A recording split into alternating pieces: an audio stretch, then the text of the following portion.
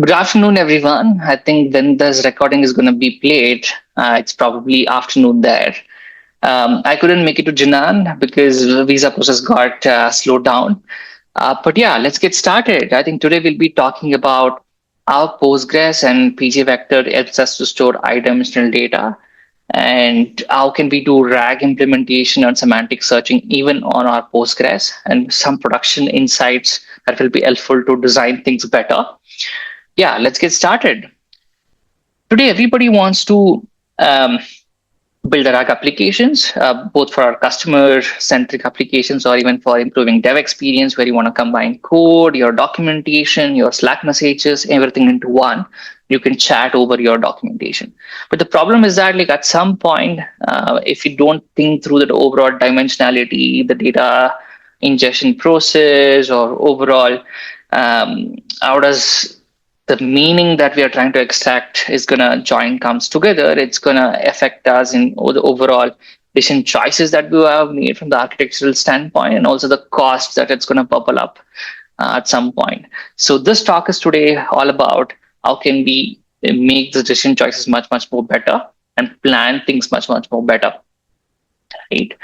So what is embeddings at the end of the day? It is converting the bunch of text to bunch of vectors. In this case, like I'm converting I love pizza to 384 size array length vector. And it's more of teaching I love pizza and pizza is great is both a similar meaning, right? So it's, as humans, we understand this. How do we make the computers make that these two sentences mean the same thing? And it's more of like how to make these two numbers saying that they are actually same numbers or similar numbers for that matter. It's like GPS coordinates for the text, what we're trying to do. Right.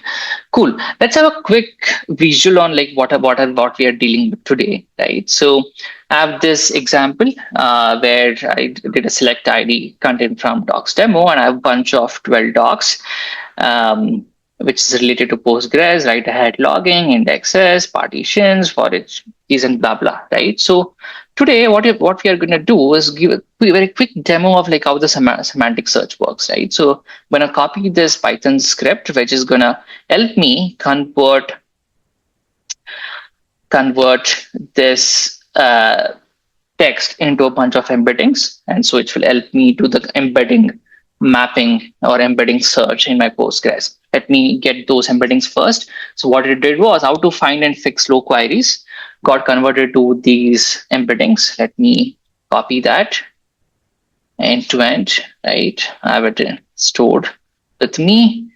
Now I have this query. I'm going to just do a copy paste. What I'm doing is I like this particular embedding that we have and the embeddings column that we have in our table. We're going to compare them with this particular cosine distance. Will come to this. What is this? And I'm going to be getting the top three of it, right, with the limit. So let's do that. I've copied that. Let me paste it in our pgCLI, and let's see if we get it, right? So what we started with, how to find fix slow queries. I think the top query was expand analyze to find the bottlenecks, partition large tables, query performance, and tune your work memory and shape buffers in to speed up your slow queries. I think, yeah, the smaller the number, that means it is much more closer, right? I think, yeah, that's quite good. Now, what we did was we converted this text into an embedding, and we did a quick semantic search with the cosine. We'll come to what this means shortly, and got the top three results, right? Great. Now, what does it mean, right? I think in college, in your primary or your mid school, I think we had this how to find distance between two numbers, right? Two points in a two-dimensional data, right? So in XY dimensions, if you have to find the distance between two numbers, it's just a Pythagoras theorem, or square root of x2 minus x1 whole square plus y2 minus y1 whole square. I think we all remember this. And if it's more dimensions, we have to compare each point with each numbers. Each point with each other points and add all of those distances. So this is what we call Euclidean distance, but that's what we are not using for text here. We are using something called cosine distance. Cosine, I think something rings your bell from the high school or uh, uh, mid school, where we used to have tan theta, sine theta.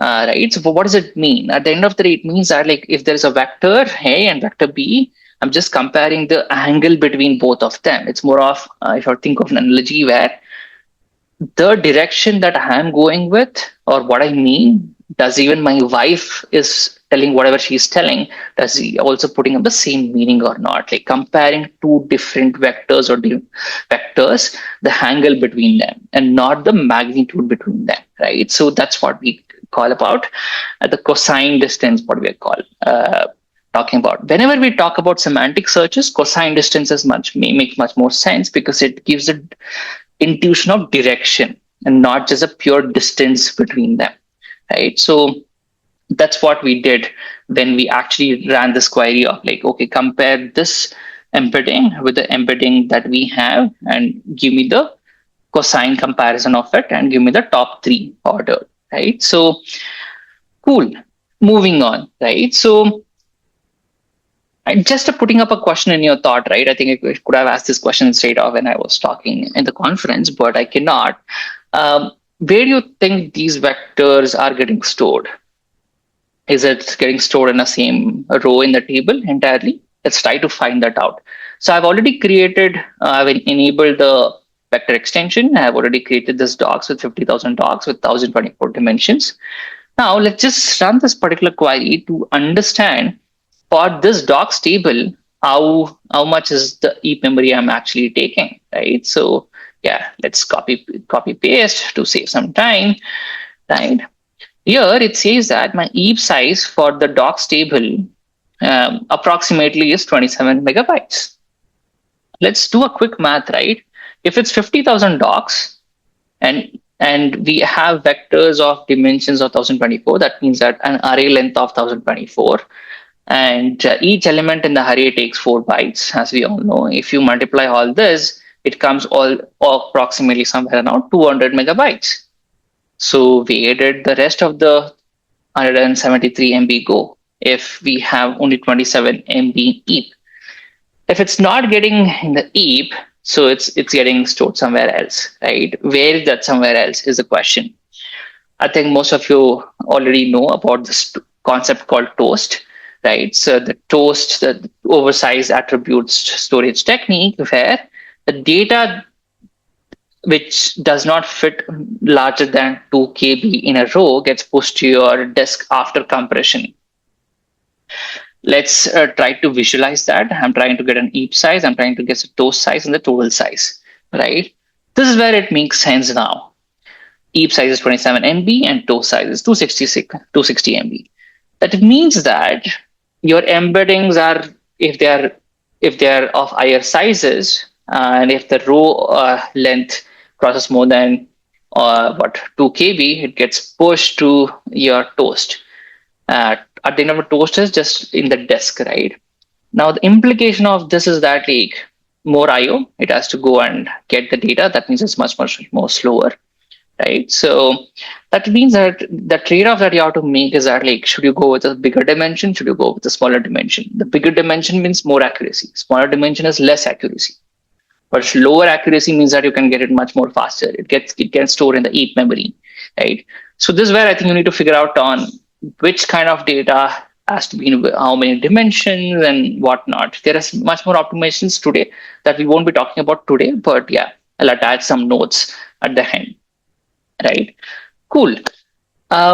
We got to know where it's getting stored. Let's talk about the indexes, right? Let me run this particular query. Explain, analyze for understanding where how is indexing working for us. So let me clear stuff out. Before that, like I'm getting the content from ID 75. This is what we are looking at. And just to visualize, this also has another column called embedding. If I have to do this, yeah, it has content and this embedding. This is the content and this is the embedding. Okay, let me clear things off. And what are we trying to do in this query is that like I'm trying to explain, analyze, and I'm doing a semantic search again for the previously searched document, and I'm just doing embedding the query here and getting the top 5. And let's see how much time it's going to take. Let's look at the stuff. We did index scanning, nothing else, no other scan.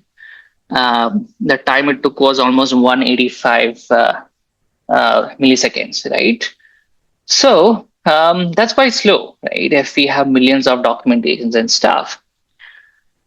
Now the question is that things are going to get slower as you increase 50,000 rows to much more. It also has to get from the disk with there's input and output. IO is going to get fired up, right? So it's also more of like n cross n dimensions that we are talking about today.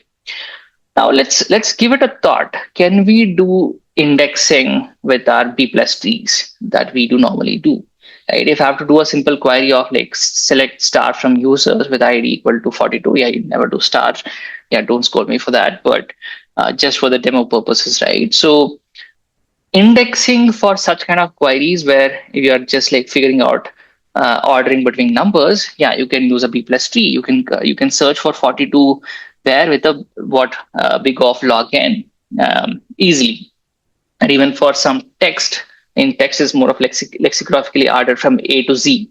And that's how the mapping of like how the B plus tree gets built. But now look at our embeddings. These are our embeddings are going to look like, right? It's a bunch of numbers, bunch of floating point numbers. How do you sort them? You can index only if you can sort, right? So how do you sort them in our case of B plus T? That's where the question comes in. Can we live with some kind of an approximation? That's where the concept of ANN or approximate nearest number comes in. There, do I need an exact sorting and exact matches? Can I live with some kind of an approximation? Because everything we do on a day-to-day basis is some kind of approximation. The heuristics, as in humans, we are quite non-deterministic, but computers are deterministic. Can we teach our computers to be more non-deterministic? That happens with some kind of approximation. Otherwise, if you have to do some kind of a math for all of my 384 dimensions or 1084 dimensions and do some kind of a sorting, it's going to take shitloads of time. We are trying to avoid that time, that comparison, and reduce with some kind of an approximation. Right? We don't, instead of finding 10 best results all the time, I don't want 10 best. Can I get 9 best results out of 10? That's good enough, right? Now let's talk about some indexing techniques. The first one, we're talking about something called IVF flat. As the name says, it's more of an inverted file index flat storage. It's a mouthful.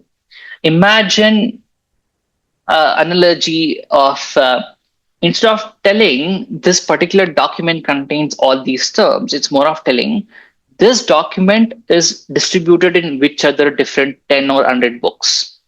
The TF, IDF kind of a concept that we use in our Lucene and Elasticsearch, right? So where we don't tell this document contain what the different terms. It's more of like inverted way of looking at things where this particular term is mentioned in which other 10 or 100 different documents. That's the idea behind IVF flat, where at the build time, we are going to create a k-means cluster. In this case, in the left diagram, you can see that like we're creating a cluster of 3 documents. Analogy of you're in a supermarket and they're going to divide different sections into diaries, snacks, spices, your day-to-day articles, and stationery and bunch of things. Here, it's more of like at the time of index creation, we are going to divide the document into different clusters. And here I have an example in the right where I have a cluster of almost like 50 different 50 cluster size. And at the time of query, it's more of like answering, instead of querying with all the vectors, I'm going to query with one vector from each cluster. That vector is called the centroid of that particular vector. Let's say, for example, there is a list 1 here. That list 1 has a one centroid, list 2 has another centroid. And my query vector is going to come in. And that query vector can be something like, I need butter, figure out where is my butter is. Instead of querying all the vectors and everything, I'm going to compare this query vector with the 50 different centroids of each of those clusters, and I get, let's say, these are the two closest ones. Once I get the closest ones, I'm going to go deeper into each of them and figure out the most closest pattern I'm looking at. Right. So that's the intuition behind it. Right? Instead of searching all the vectors, I'm going to search one vector in each cluster. That's all the IVF flat is kind of like doing. I'm kind of trying to simplify things, but that's the overall analogy of like how the build time works and how the query time works in case of IVF flat. Let's take up a quick demo on how this works, right? So let's create a this vector. So let me clear off my screen. We set the working memory to 512 MB. We do not worry about what that means. Started the index creation. It's going to take some time. Yeah, 3 seconds. Still not bad. List of 200. That means that it's creating a cluster size of 200. Analyze docs. So this is quite important. Without analyze keyword, it does not create the statistical models for approximation available during the query time when we do actual queries. Otherwise, it's going to do still the overall sequential scanning instead of using this particular index that we created now. Okay. Now let's get into querying it. We are going to first switch off the sequential scan. I think if you remember, before we do this, let's do explain analyze again, right? It's since we created the vector, I think it's already using it. Okay, that's great. But explicitly, yeah, we could have switched it off. I don't know if it was already switched off, but yeah, let's run the explain analyze again. Now, I think if you remember, it took almost like 180 seconds, 180 milliseconds. Now it is just 5 milliseconds. That's like almost how much? 185 divided by 5 is like 37 times better, right? And also it varies, but it's much, much more performant with the index. And it also clearly says that it did an index scan using the IVF flat that we got created, right? Yeah, that looks good. Let's move on, right? So yeah, now index scan, yeah, we almost got like 37x. And sometimes you also get like 50 to 100x, much more better. And whenever you do this, look at the overall buffer rates and other things, which is much, much more useful in comparing which index is performing much, much more better in which kind of case, right? We talked about one kind of index now. Let's move on to talking about another index. We'll be talking about something called HNSW, Hierarchical Navigable Small Word. This is another option compared to IVF flat. There are much more other better ones as well, but today we'll be concentrating on IVF flat and HNSW only. If IVF flat is there, why do we have to even talk about HNSW? The narrative is around that. The overall recall, what is recall? Recall is all about like, if I know that there are 10 best results, how many best results I get out of those 10 results? That x divided by 10 is what we are looking at. If I get 8 out of 10, that means that my recall is 80%, right? And with HNSW, Hierarchical Navigable Small Word, the recall rate is much, much more higher compared to IVF flat. That's where we are quite interested. But there's always a trade-off. In computer science, nothing is a free lunch, right? What makes IVF flat better in some use cases? What makes HNSW better in some use cases? We'll talk about it shortly. But talking about HNSW itself, like imagine it's more of like at the time of creation of index itself, I'm building some kind of highways first. Then I'm going to do multiple layering to it. After highways, I'm going to have first I'm going to have national highways. Then I'm going to have state highways. After that, I'm going to have city highways, city ring roads or cities, faster lanes. Right? That's the overall point. And after that, I'll have streets. These kind of layering is the intuition behind HNSW, where I'm going to start my query with a national highway. If I have to, like, let's say I'm moving from one city in a country to another city, another country, I'm going to take a flight. After taking the flight, I'm going to like take up a cab. After taking up the cab to extend, I'm going to take up a small, maybe I'm going to walk up or I'm going to take up electric scooter to reach there. That's the overall intuition behind it. I'm going to start my query in the topmost layer. Then I'm going to go to the next highest layer. It's more of like comparing, like to get there, what is my nearest route, right? That's the intuition behind HNSW. Right? Simplifying a lot of things, the math is much more complicated, but yeah, let's look at a quick demo, right? So we're gonna delete the index that we created with IVF flat so that like it does not pick that index to simplify things, right? So and we are gonna create HNSW index. Do it. Yeah, this index is going to take some time to get created.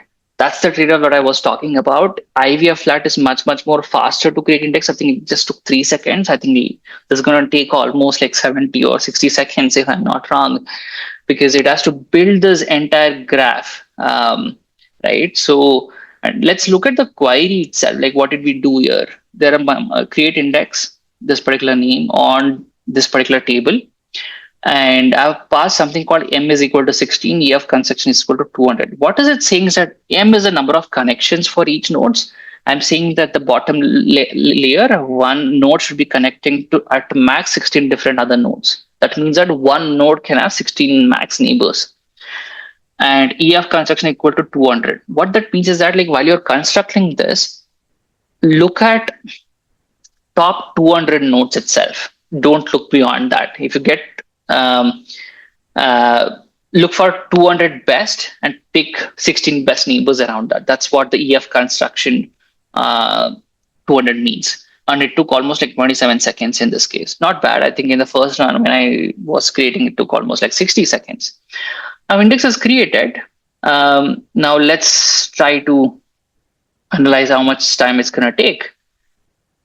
I've done explain analyze with align and buffers, and we are doing the same semantic search. Instead of 75, I think we did one. I think we can replace with 75, so it shouldn't be a problem. And I'm getting the top 5 results. And we have added another parameter called EF search equal to 40. That means that like look for the 40 best candidates. If you have a bucket size of 40, look for 40 best candidates, and in that, give me the top 5. That's what I'm trying to say. Yeah, if you look at the query plan itself, now I think it our index, and if you look at this, it's almost just 9 milliseconds. That's quite great, and we can run it multiple times, and yeah, we see quite a good number here.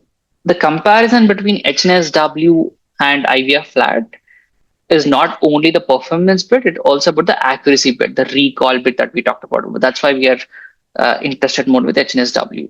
And if you just look back with IVF flat, if I get a query which is in border, we might miss the edge cases where a couple of vectors which can be best candidates, but there are the borders between 2 different clusters. We might miss them because we're looking at only 2 different clusters here. And we can, yes, of course, we can look for 3, but that's going to take more time. Whatever is there in border, we might miss them. Those kind of problems does not exist with HNSW because we are going from top level highways to state highways, then to your streets. So that's the intuition behind it, right? So cool. I think, yeah, this is what we ran. And if you just have to look at a quick comparison with the multiple runs that I did for our 50,000 rows, right?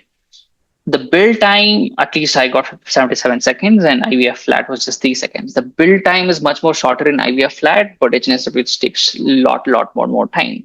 That's where the intuition should come around, like when to use what, right? So if your data set is something like you have to keep on indexing every time, HNSW might not be the right candidate, right? And comparing the sequence, the speed, buffers, and recall, with a sequential scan, yeah, the recall is 100%. You get the most accurate answers with sequential scan, but it's much more slower, like almost like 2 seconds and stuff in the worst cases. But with some kind of an approximation of 95% or 99%, you get much more speed up and buffer rates.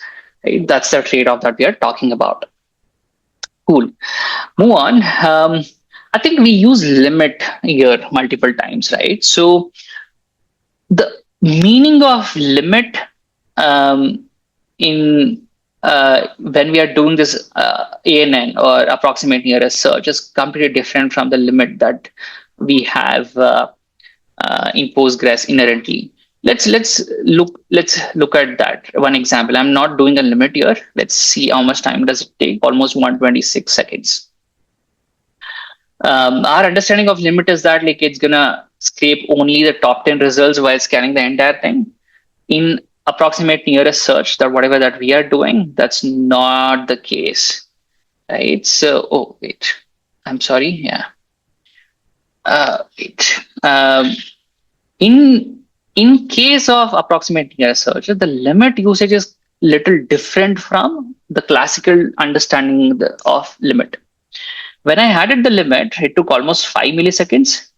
Without the limit, it took almost 126 milliseconds. So why is the case?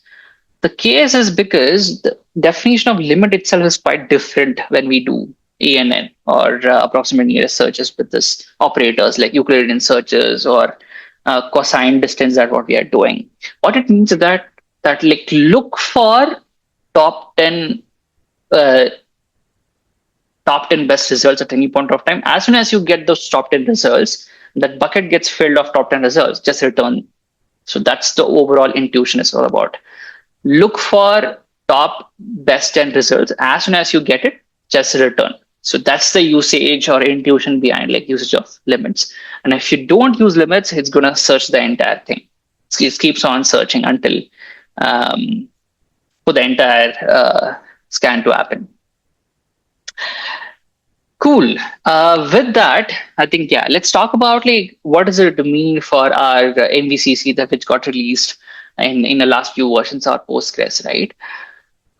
One production insight that I want to give is that like if you let's say that like if you have your both embeddings or metadata in the same table, and every time you do an update of the metadata, that means that like your MVCC gets kicked in. That means that your storage keeps on increasing, and the toast size is also getting increasing, and overall your size of database or the table itself is going to increase.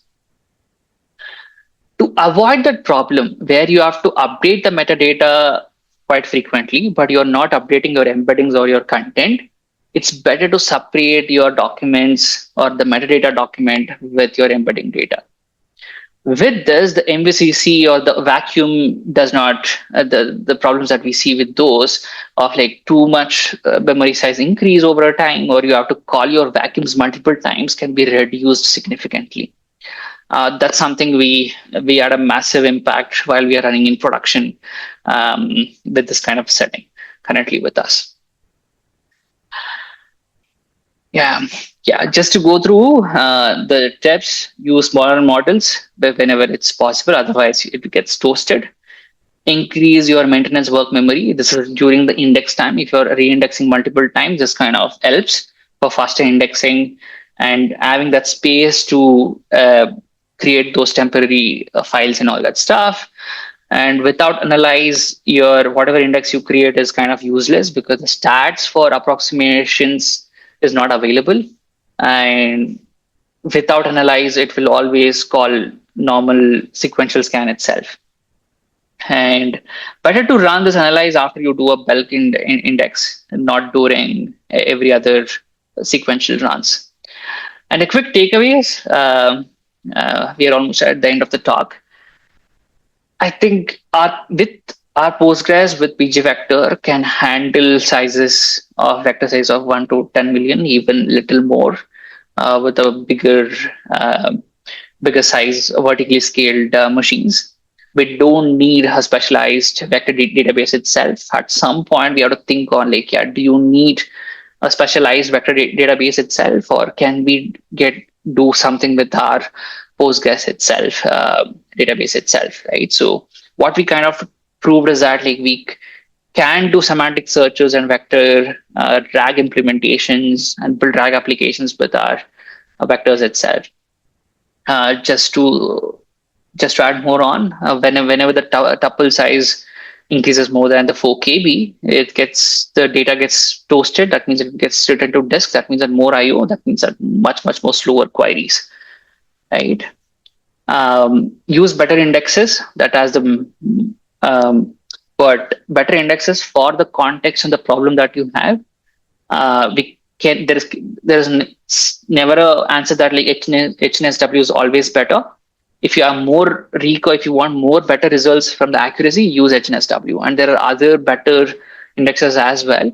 You can look at some quantization approaches for approximation and like re-ranking processes as well. We'll talk about this advanced topics as a pointer in our ending slide.